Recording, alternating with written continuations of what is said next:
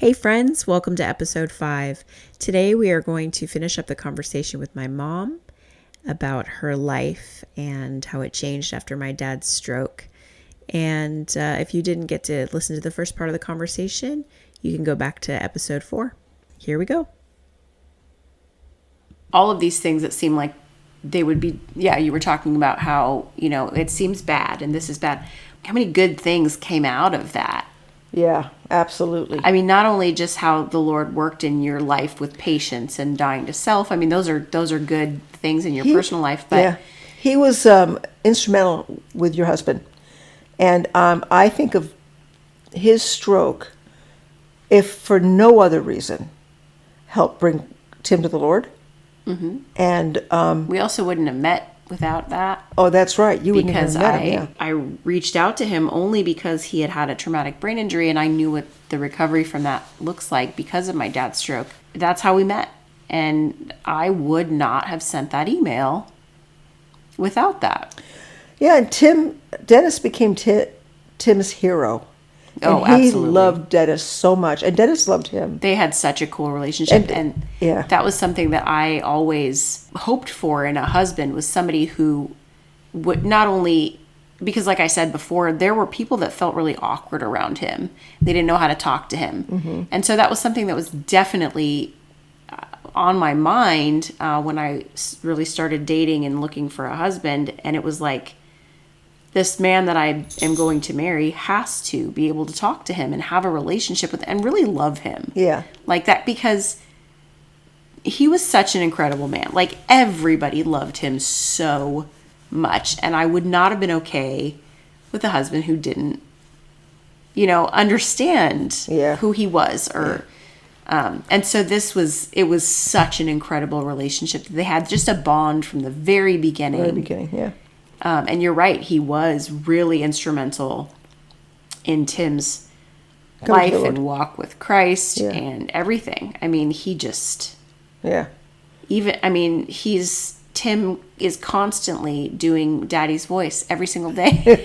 I love that. He is an active part of our life still. And I love it too, because I get to, He even remembers certain things that the terms Dennis used all the time, which is funny because I don't remember them. Yeah. I probably just heard them all the time. It just wasn't, right. I don't, maybe it could be my bad memory. I don't know.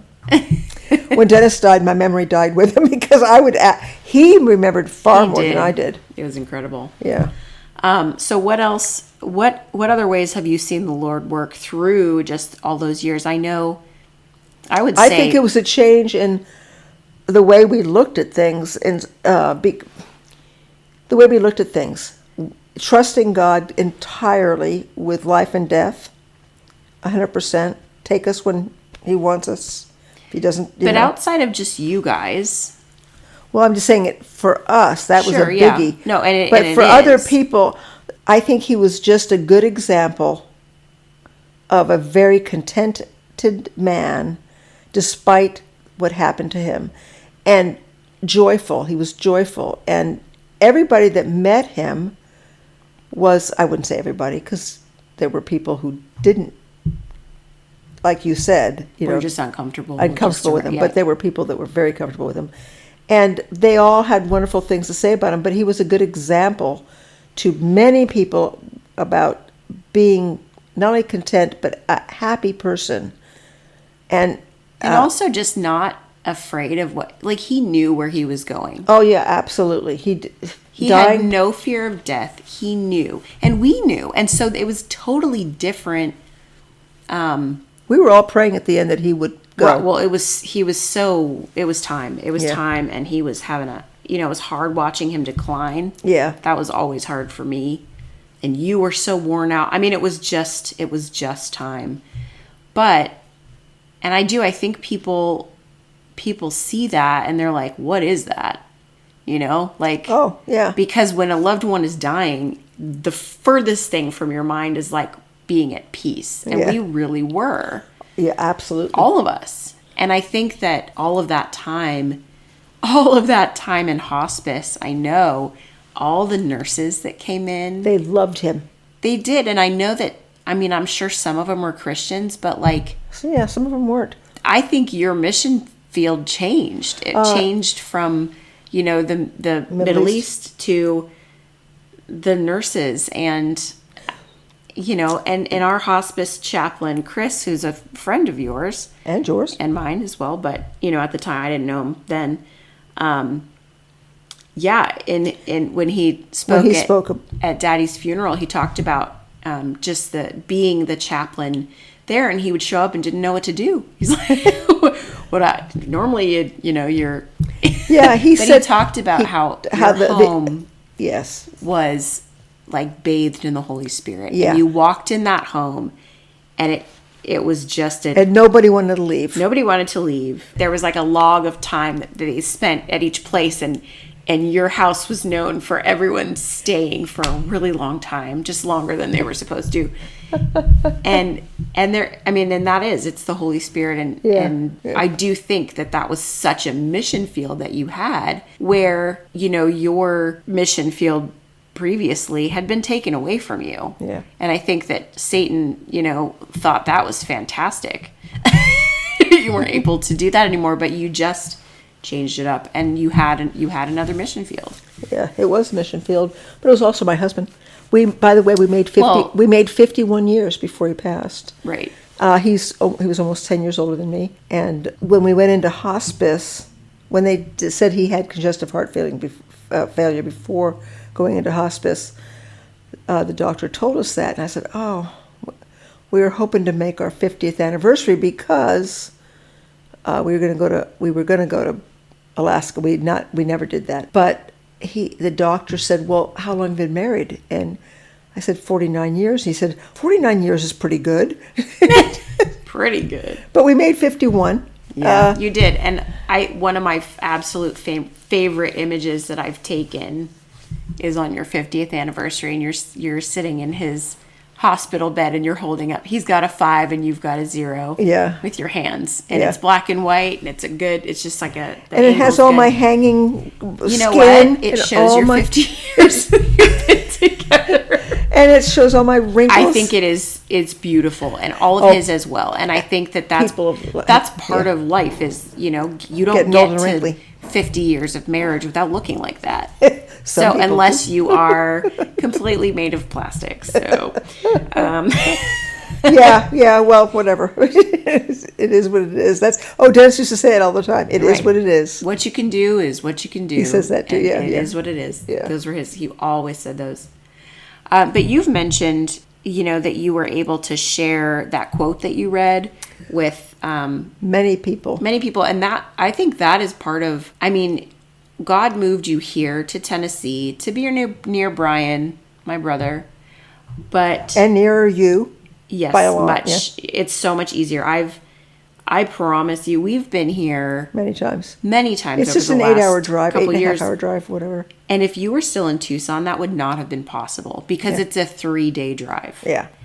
And we have dogs, and well, from your house it's a 4-day drive. It took me 3 days to drive. No, but I don't drive like you drive.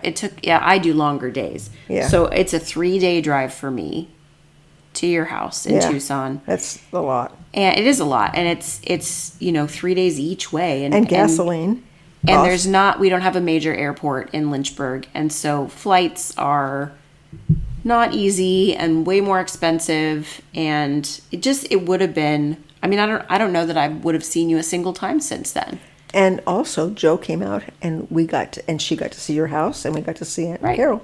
So that's been pretty cool. But I think part of you being here, because you have had so many other just friends that are going through being caretakers and being widows. Yeah.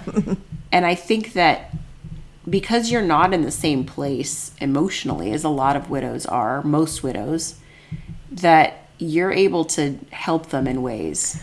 Maybe that could be true. I think sharing what I shared with you, and then sometimes it's giving some advice, try this, try that, things like that. I think even the fact that sometimes you have to leave and go for a drive like I did and spend time with God on that drive. It doesn't have to be a drive, but get away from the situation and the husband, and it's and I can't complain about Dennis because he never complained. He did complain. We were, one time that I can remember, he went into the hospital. He had a twisted bowel. He had to have surgery, and they were supposed to be able to go home soon, but they kept waking him up. Well, and he was taking seizure meds, but one way to have a seizure after you have a stroke is to be overtired, sick, and on new medications. He's overtired because they're waking him up. He just had surgery and he's on medications. All three things. Yeah. Started having seizures. What they do is they stop feeding you. Now, he's never choked. Even after that massive stroke, he never choked once. Right. And he could swallow from the get-go. But they didn't care. Take away his food, so hungry. Give him liquids the first day, and then he could have Jell-O and pudding the next, or not pudding, but Jell-O and whatever the next day. And finally soft foods and this and that. And then they keep waking him up, and he'd have another seizure.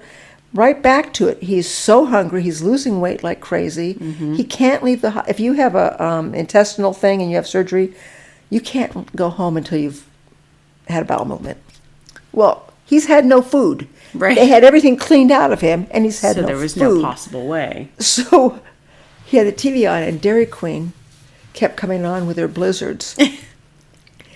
And every time I hated that commercial. Every time he saw the commercial, and this was a voice he didn't use. I want a blizzard. Yeah. Poor guy was so hungry.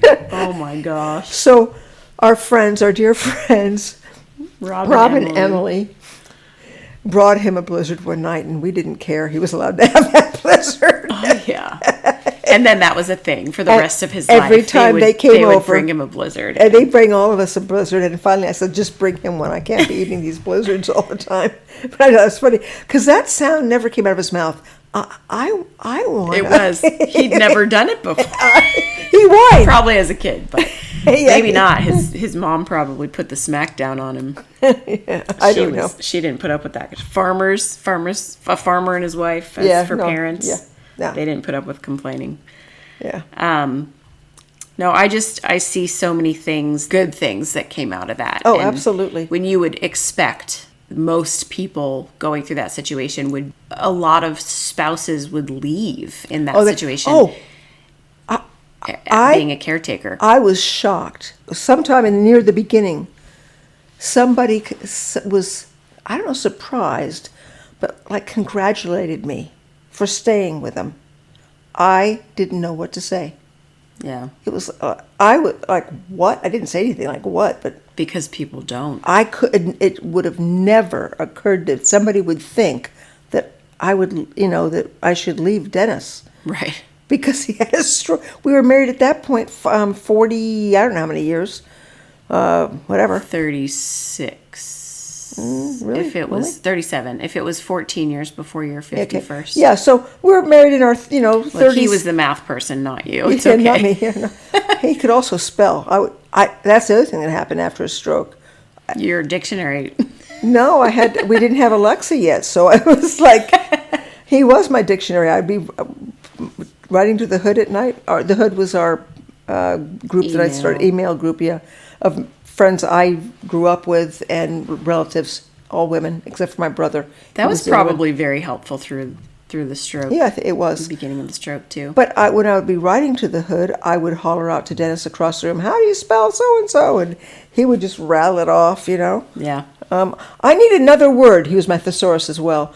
Give me another word for blah, blah, blah. And he would just start listing the words. And then we would write silly poems, too, on the Hood. And he was great with poetry as well. Yeah. So if you needed help with that, I'm sure he... I don't know. I wrote some good poems. Oh, I know. You're good as well. I wasn't before, but in school, if we were assigned poems, I just didn't do it. No joking. Really? Really. Wow. I couldn't do it. But anyway, yeah. I would say having a stroke was a good thing. It was not a bad thing. And because it taught me to die to self, and he was already dying to self anyway, but that's what God wants from us, is to die to self. I had so many opportunities to die to self. All day. So every many. day. And I got better at it, and I'm very glad. And now that's my to-go when I talk to people. That's your message to everyone in the world. It is my message. You have to die to self, and you get to do it until you actually do die. Right. You're a happier person. Definitely. Know? Yeah, and because what God has for us is better than what we'd want to have for us. So you'd think, oh, well, God wanted you to have this? Yeah, he did. He could have stopped at any time if he didn't want it. I think it's such a misconception out there. People say, oh, God wouldn't do that. God wants you to be happy. Oh, there's no, you can't find that in the Bible. Well, that's not biblical at all. He wants us to be all sorts of stuff. He wants us to be holy, not He wants happy. us to be holy. He wants us to be like him, and that's what he does. Bit by bit by bit, we become more like him. And he uses, maybe that's what it took to get us, me, to look more like him. You know, your father was not perfect. You know that. I don't believe you. I'm not going to tell you any examples. I know. But yeah, but I didn't. I probably could surprise you with a couple things, but I wouldn't ever. By the time I was born, he'd worked out a lot of his bad stuff. I know. He didn't have a lot of bad stuff at all. No, I know. The way he proposed to me is he didn't propose to me at all.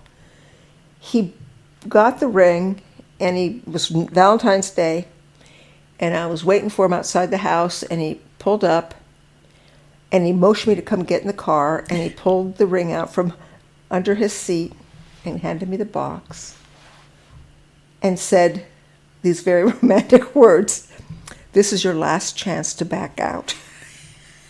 He never asked me.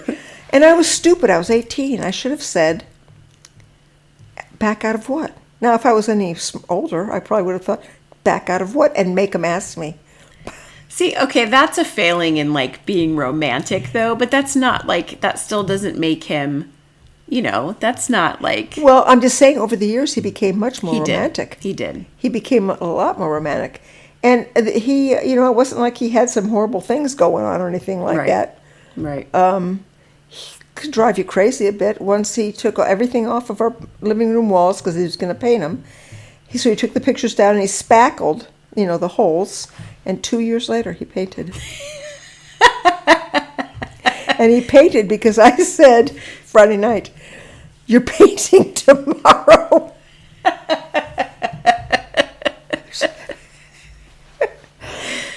That's funny.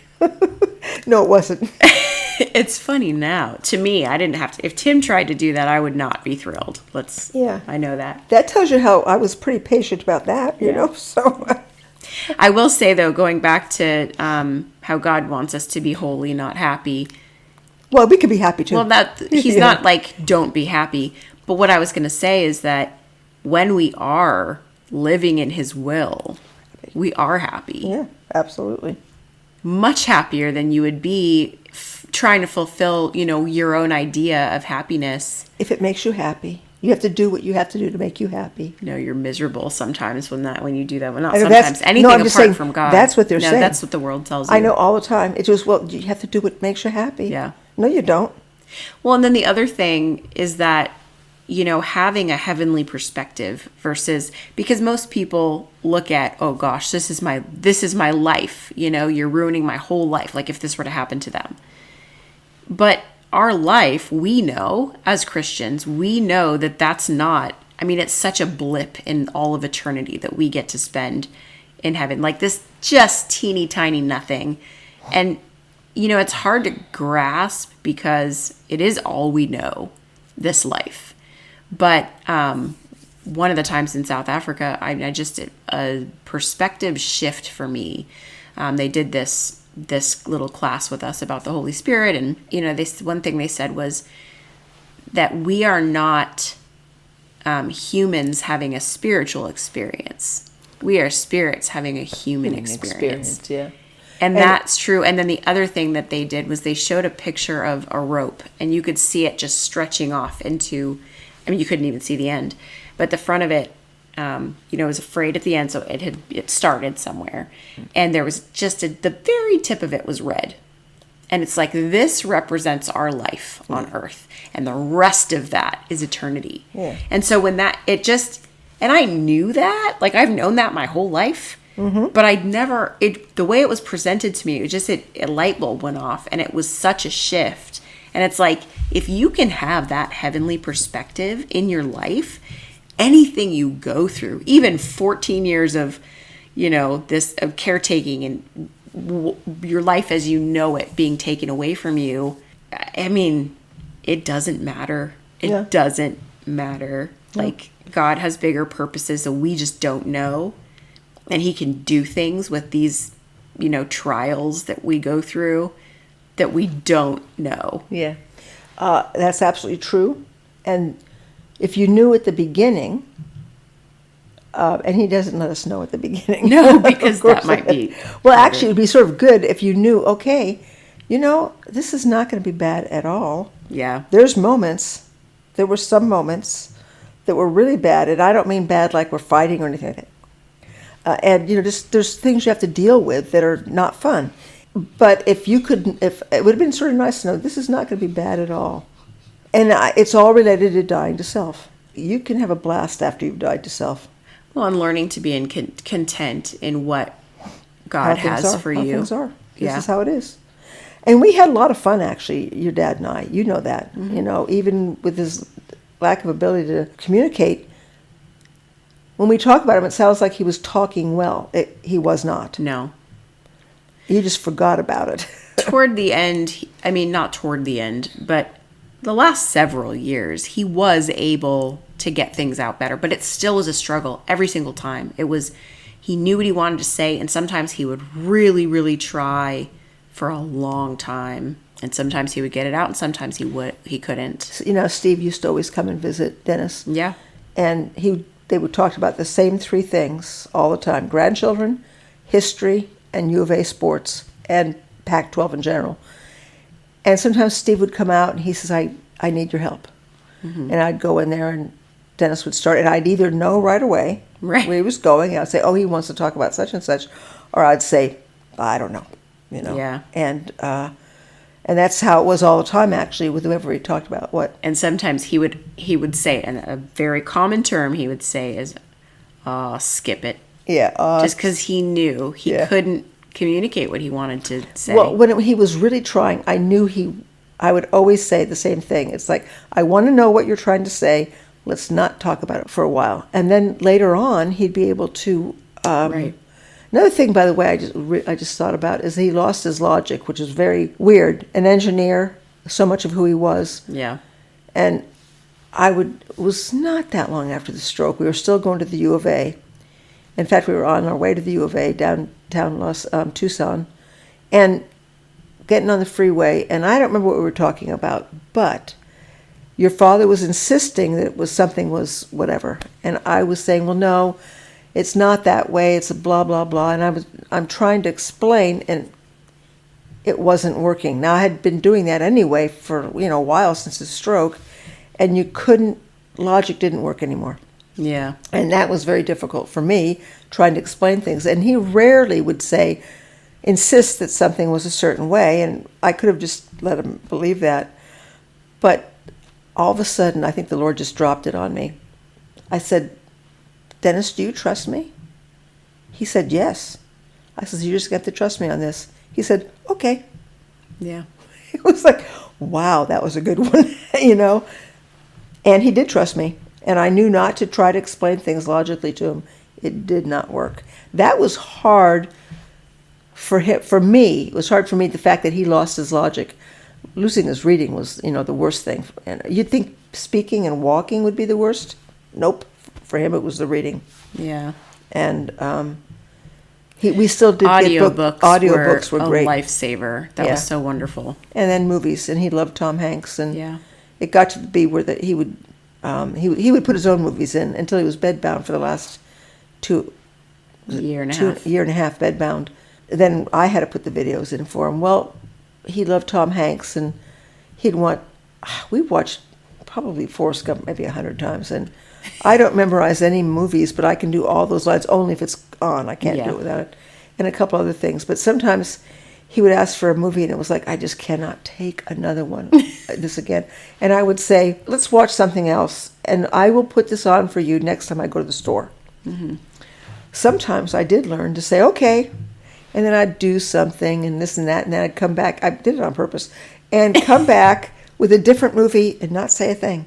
Put it on, he was perfectly happy. Yeah. It was like, because I just couldn't take it. And then he started watching my old lady English movies. And I did not want to hate the movies. Yeah. So I said no. And then I felt really bad about it. I said, okay, I finally said, okay, I'll put it on for you, but only before I go to the store. Because I could, you just I didn't did want not. to hear it over and over. Well, I didn't want to hate my own movies that I like. I watch a movie that I love maybe every other year. Yeah. So, and they're all old lady movies, that old ladies like. Mm-hmm. Most of them are English.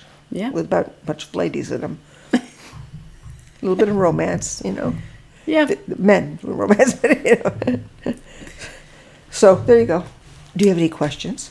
More than questions, I think I just have, I don't know, it's interesting. I'm so grateful to, I was 26 when he had a stroke, and I wasn't ready to lose my dad. Yeah. And I was 40 when he died. Yeah. And it was, by that time, I thought I'd never be ready to lose him, but because of the 2.5 years of hospice, which was so hard to watch him decline and go through all that, I'm grateful for it, because by the time he did die, it was like we were praying for him to go. Yeah. We're like, Lord, please take him. Just take him, yeah. And that's, I realize how, I'm so grateful for that, because it's a different kind of heart. It's a different kind of grief, but people who lose people suddenly, that's harder. It's so hard. They didn't know last words. You don't have the last words. There was nothing left unsaid. We said all the things. And we always, in fact, all of forever, we always said on the phone, we hang up, I love you. Yeah. I'd walk out the door to go tell Des I'm going to go shopping. And he'd say, I love you. I said, I love you too, but I'm not leaving yet. We always say, I love you. That's the last thing we say. Yeah. But also, it gave us the time, over the course of time, to talk out anything we needed to talk about. Yeah. It was very good. For people who lose somebody tragically, I went to that grief share. It was really not for me. I think it was good to go to help this one guy, this younger man. He had hurt his ankle. And his wife wanted to take the dog for a walk at night, and they usually would walk together. They had no children. They had a dog grooming business. But he hurt his ankle, and he couldn't walk well. So his wife went with the dog, went for a walk. They got hit by a car, and both of them were killed, the dog and the wife. He was devastated. Absolutely. He could barely talk. Yeah. At all. And it was just so difficult for him. And one night, I just knew I had to do this. And I said, can I hug you? And he said, yes. And so he started doing this little, nothing hug. But I brought him in for a big hug. He didn't start crying or anything. But it was a long hug. And the teacher saw that and ended up inviting him to go someplace with him. And then other things happened. And I think that hug was like super good for him. And so hug people. Yeah. If you can. They need it. Yeah, absolutely. That's one thing I miss, physical contact. And of course all widows miss, or widowers miss that. So hugs are good when, you get a good hug from somebody. My pastor's wife, when I first came here, she would hug me good, and I like that. So if I, she still will, but. And when I say a good hug, I mean a good hug, where you're, not that little pat, where they arms around you, the little pat, whatever. Yeah. I have some friends in Tucson that are excellent huggers. I'm grateful on your behalf that you're close to grandkids for the first time. Oh yeah, and I still get to FaceTime the ones in California regularly. Right, but being actually, I didn't know Brian's kids as well at all.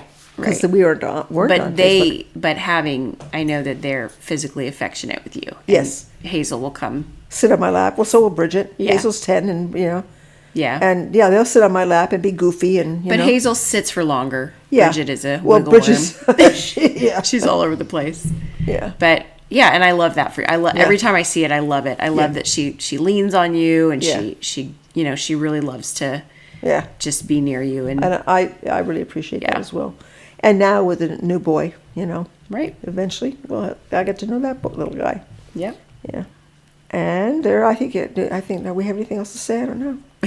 I think we've reached the end of this episode. So, thank you for talking with me. We talk all the time. By the way, all the time. Yeah. We talk about this all the time. We talk about lots of stuff, but still, I appreciate it. And just so, I don't know if she's going to keep this in here, but Katie thinks she's the boss of me. I am not allowed to walk up my own stairs. I have 2 rooms upstairs. They're guest rooms, and I have bad knees and can fall too easily and stuff like that. I'm not allowed to go upstairs unless I call her on FaceTime, or if we can't do that, at least the phone, and put her in my pocket and walk upstairs, and then call her when I'm going to come down. I called once and she didn't answer, so I went upstairs and did whatever I had to do. Probably, I don't know, whatever I had to do up there. Probably brought sheets up there to change, when guests left. And then she called back later. I said, well, I already went up there. And she got mad at me. Well, there comes a point in your life where you are now the boss of your parents. And I really, really would be so angry if you died falling down the stairs, or didn't die right away and you could have been saved, but nobody knew you fell down the stairs. And you have to trust God more than I do trust God, but also, you don't be stupid. I'm not stupid. There's foolish things and not foolish things. I try not to do stupid things, and I am careful. I go up, obviously aimed up, but I go backwards downstairs, which is much safer. If you start to fall, you fall up, not down and way backwards. So that part's good. And if anybody ever is with me, I have them walk behind me, and I tell them, if I start to fall, shove me forward. So my pastor is across the street, and if I see his trucks there, he's done so many things for me. He comes over to do little things if I need him. And he's a young guy. He's like my kid's age. And I said he has to walk behind me. And I told him, I said, and if I start to fall, shove me. He said, I could see that in the news, Pastor shoves parishioner. I said, it's going to be worse than that.